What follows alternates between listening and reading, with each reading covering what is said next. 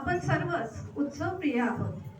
गणपती उत्सवाप्रमाणेच काही दिवसांपूर्वी वारीचं मंगलमय वारं वाहत होतं.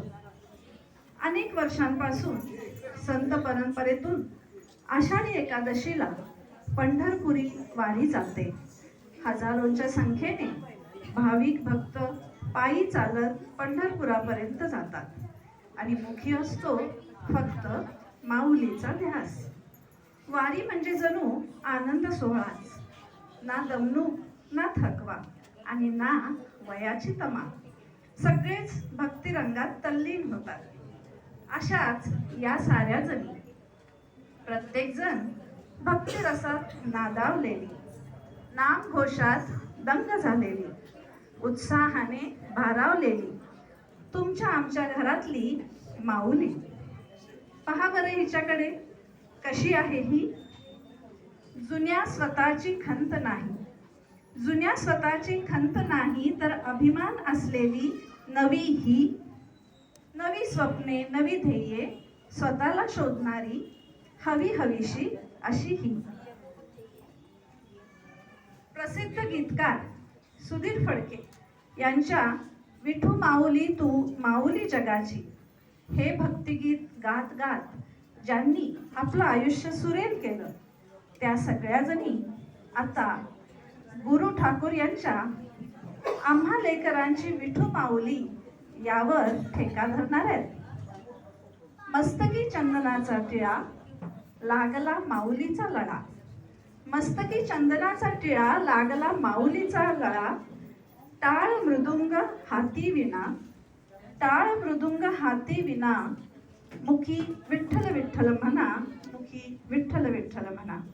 सादरकर्त्या आहेत स्वाती रानडे, माधुरी बोरकर, मानसी तोरवेकर, रेश्मा पटवर्धन, गायत्री साठे, रंजना पाठक, अंजली भंडारे, वैशाली बडे, माणिक हिट्टी.